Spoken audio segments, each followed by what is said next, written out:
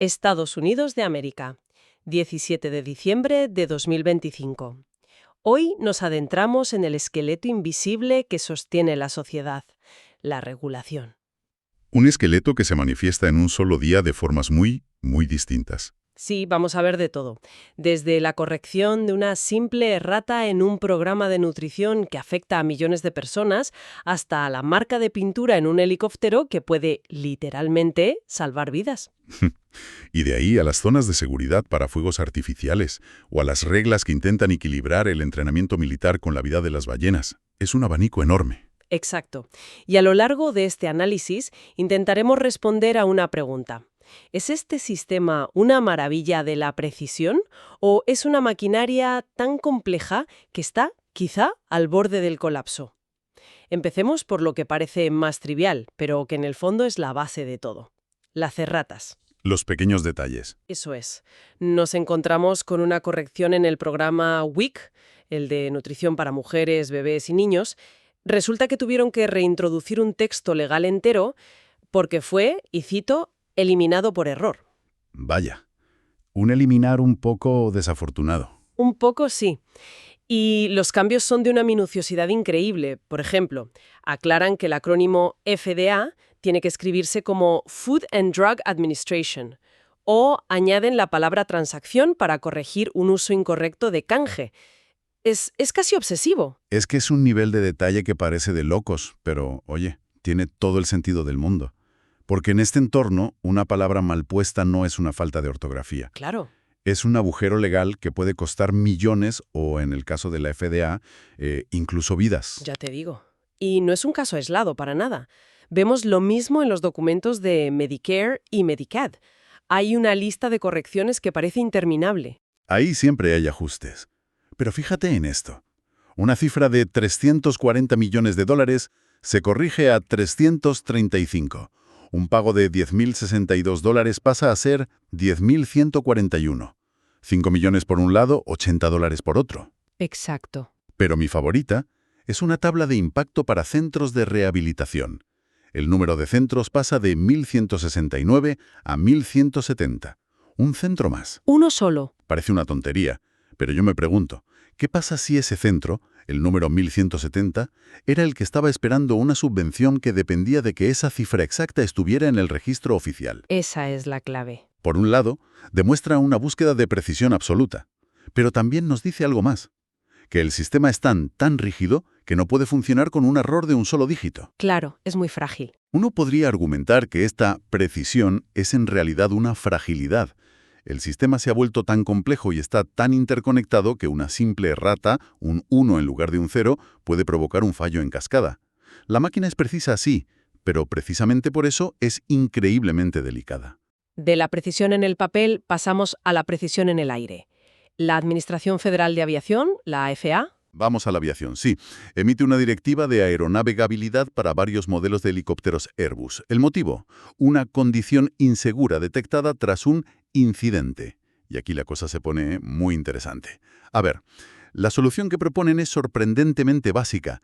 Hacer una marca con pintura negra de 2 a 5 milímetros de ancho en una pieza del rotor de cola. Y ya está. Inspeccionar esa marca de pintura periódicamente. Una solución de baja tecnología para un problema de alta tecnología. Me encanta. A mí me choca un poco, la verdad. Con toda la tecnología de sensores y diagnósticos que existe, ¿por qué recurrir a algo tan rudimentario como la pintura? ¿Es una cuestión de coste o es que a veces lo más simple es de verdad lo más fiable? Probablemente las dos cosas. Una marca de pintura no puede fallar, no necesita software, no se queda sin batería. Es una comprobación visual muy directa de si una pieza se ha movido o agrietado. Sí, eso es verdad. Pero lo que tenemos aquí, en realidad, son dos filosofías de seguridad distintas. Con el helicóptero, la FAA está buscando el fallo en la máquina, el punto débil del metal. Pero luego vemos otra regulación, como el ajuste del espacio aéreo restringido sobre Fort Drum en Nueva York. Ahí no están gestionando un fallo mecánico, están gestionando el error humano y la congestión. Son dos caras de la misma moneda. Exacto, dos caras de la seguridad. Controlar la máquina y controlar a las personas. Claro, y ese control de las personas nos lleva de un riesgo técnico a uno mucho más caótico. Porque el gobierno también tiene que gestionar a miles de personas mirando fuegos artificiales en una bahía. Como en San Francisco. Justo, la Guardia Costera establece una zona de seguridad para la Nochevieja en San Francisco. Y de nuevo, la precisión es milimétrica. A ver los detalles. Primero, un radio de 100 pies, unos 30 metros, alrededor de la barcaza mientras cargan la pirotecnia. Y luego, a las 11:45 de la noche, 15 minutos antes del espectáculo, la zona se amplía a 1000 pies. Más de 300 metros. Eso es, ni un minuto antes ni un metro menos. Es la coreografía de la seguridad. Intentan imponer un orden predecible en un entorno que es, por naturaleza, impredecible y caótico. Es la misma lógica que la marca de pintura, ¿no? Pero aplicada a una multitud. Bueno, y de la prevención pasamos a las consecuencias. ¿Qué pasa cuando las reglas no se cumplen?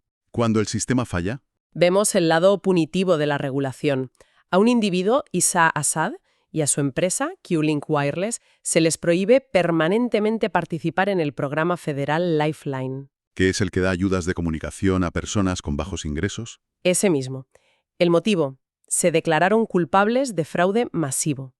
Aquí vemos la diferencia fundamental entre una norma y una ley, ¿no? La norma de la FAA sobre la pintura es preventiva, pero aquí la regulación actúa como el sistema inmunitario de la sociedad. Me gusta esa analogía. Detecta un agente dañino, el fraude, y no solo lo elimina, sino que crea anticuerpos, prohibiendo su participación futura para proteger a todo el sistema. No solo se castiga el acto, se intenta asegurar que ese actor no pueda volver a dañar el organismo. Es una buena forma de verlo, sí. Y vemos algo parecido con el Departamento de Comercio, que le niega los privilegios de exportación a un tal Nikolai Goltsev. Este caso es interesante. Fue condenado por exportar componentes electrónicos de doble uso, que pueden tener aplicaciones civiles y militares, a usuarios finales del ejército ruso. O sea, material sensible. Muy sensible. Coordinó más de 300 envíos por un valor de más de 7 millones de dólares. El resultado es una prohibición de exportar durante 10 años. En este caso, la regulación no es solo un escudo económico. Es, directamente, un arma de política exterior. Se usa para impedir que la tecnología que se considera una ventaja estratégica llegue a manos de adversarios. Claro. Es la regulación como parte del arsenal de seguridad nacional, un frente de batalla que se libra en los formularios de aduanas y en los listados de empresas. Y de la seguridad nacional a la seguridad financiera, que a veces es casi lo mismo. Hay una propuesta que suena complicadísima para permitir algo llamado cross-margining. Sí. Entre futuros y valores. Suena a lío gordo. ¿Qué es exactamente? Pues sí que lo es, pero vamos a intentar simplificarlo. Imagina que tienes dos cuentas de inversión separadas. Vale. En una tienes acciones, que es como apostar a que una empresa irá bien a largo plazo. En la otra tienes futuros, que es como apostar al precio del petróleo la semana que viene. ¿Entendido? Para cubrir posibles pérdidas en ambas, tu broker te obliga a tener un colchón de dinero en efectivo en cada cuenta, que no puedes tocar. Es el margen. Vale, hasta ahí llego. 2 cajas de seguridad separadas, cada una con su propio colchón. Exacto. El cross-margining es básicamente permitirte juntar esas dos cajas de seguridad en una sola más grande. ¿Y la ventaja? La ventaja es que el colchón total que necesitas es más pequeño, porque a veces, si el petróleo baja y pierdes en futuros, puede que tus acciones de una aerolínea suban, y una cosa compensa la otra. Libera capital, lo hace todo más eficiente. Entiendo. Pero suena a que si algo va muy mal en un lado, puede arrastrar al otro y el lío es mucho mayor, ¿no? Como poner todos los huevos en la misma cesta. Ese es exactamente el riesgo sistémico que introduce. Por eso, el núcleo de esta regulación no es permitirlo, sino establecer las salvaguardas. Las protecciones. Como propiedad del cliente, bajo el Código Comercial de Nueva York. Esto significa que si tu broker quiebra, ese dinero y esas acciones siguen siendo tuyos, no se mezclan con la masa de la quiebra para pagar a otros acreedores. Ah, vale. Es un ajuste técnico, casi invisible, pero con unas implicaciones enormes para la estabilidad de todo el mercado financiero. Es otro ejemplo de esa precisión delicada de la que hablábamos antes. Y de las complejidades del mercado. Nos sumergimos literalmente en las del océano. Aquí el tema se vuelve de una escala, sobrecogedora. Sí, aquí pasamos de la microcirugía regulatoria a la gestión de ecosistemas enteros. La Armada y la Guardia Costera piden autorización para lo que llaman take, o captura incidental de mamíferos marinos. Una palabra un tanto suave. Totalmente, porque la palabra captura aquí es un eufemismo. Incluye acoso, lesiones graves e incluso mortalidad. Y aquí es donde las cifras se vuelven, directamente abrumadoras. Vamos a ello. Se solicita autorización para la muerte de hasta 7 grandes ballenas por colisión de barcos de la Armada y 2 por parte de la Guardia Costera, a lo largo de 7 años. 9 posibles muertes de grandes ballenas en 7 años es un número que, aunque parezca pequeño, es muy significativo para poblaciones que ya están amenazadas. Muchísimo. Y la razón por la que se pide este permiso es porque, aunque es raro, ocurre. Ha habido colisiones en el pasado, con un repunte en los últimos años, lo que sugiere que el riesgo podría estar aumentando. No es una cifra teórica, es una realidad. Desde luego que no. Y luego están las cifras de acoso, que son astronómicas. Para el león marino de California se autorizan casi 1.900.000 instancias de acoso de nivel B al año. 1,9 millones. 1,9 millones. Y para el delfín común de pico corto, más de 118.000. Ese número, 1,9 millones, es tan grande que cuesta hasta imaginarlo. ¿Qué significa eso? ¿Que cada león marino de la costa de California va a ser bombardeado por un sonar varias veces al día? ¿Cómo se traduce eso en la práctica? Es una pregunta fundamental para entender esto. No significa eso. Ese número sale de modelos informáticos muy complejos. Vale. Meten en la coctelera el número de ejercicios militares, la potencia y frecuencia de los sonares, cómo viaja el sonido bajo el agua en esa zona y la densidad estimada de animales. El resultado, ese 1.900.000, son instancias de exposición. O sea, ¿no son animales individuales? No necesariamente. Puede que un solo ejercicio con un sonar potente que viaja muy lejos exponga a miles de leones marinos a un nivel de ruido que altera su comportamiento. Eso es el acoso de nivel B. Y eso contaría como miles de instancias. Es más una medida estadística del alcance del impacto que un recuento de animales individuales acosados. Vale. Es una herramienta para medir la escala del problema. Pero entonces, ¿cuál es la solución? ¿Se autoriza y ya está? No en absoluto. El núcleo de toda esta regulación, que ocupa cientos de páginas, son las medidas de mitigación. Es el intento de equilibrar la balanza. ¿Y qué tipo de medidas son? Pues, por ejemplo, el personal militar recibe formación específica para avistar animales. Se exige que haya vigías con prismáticos observando unas zonas de exclusión alrededor de los barcos antes y durante el uso de sonares potentes o explosivos. Entiendo. Si un delfín, una ballena o una tortuga entra en esa zona, la operación tiene que detenerse o retrasarse hasta que el animal se vaya. Pero el océano es enorme.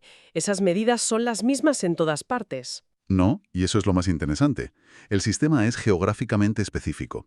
Hay áreas de mitigación especiales. ¿Como zonas protegidas? Exacto. Un ejemplo claro es la zona de las 4 islas de Hawái. Es un hábitat crítico para la reproducción de las ballenas jorobadas y hogar de poblaciones residentes de delfines. Pues bien, en esa zona se prohíbe el uso de explosivos y se limita mucho el uso de ciertos sonares durante todo el año. Se reconoce que no todo el océano es igual y se protege más donde el ecosistema es más vulnerable. Es un intento de trazar líneas en el agua, literalmente. Exacto. Y lo más importante es que todo esto se rige por un principio de gestión adaptativa. Esto significa que las reglas no son estáticas. Se suponen que deben revisarse y ajustarse a medida que se obtiene nueva información científica sobre las poblaciones de animales o sobre el impacto real de las actividades. O sea, es un sistema que debería aprender. En teoría es un sistema que aprende. En la práctica, es un equilibrio increíblemente tenso entre la necesidad de tener unas fuerzas armadas preparadas y la obligación legal de proteger el medio ambiente.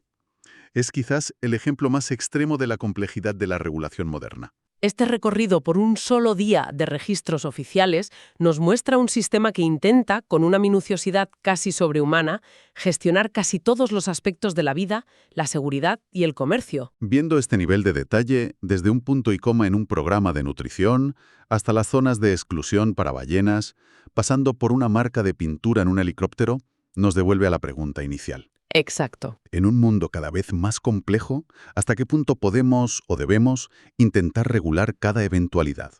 ¿Y qué revela sobre nuestra sociedad el esfuerzo monumental que dedicamos a intentarlo cada día?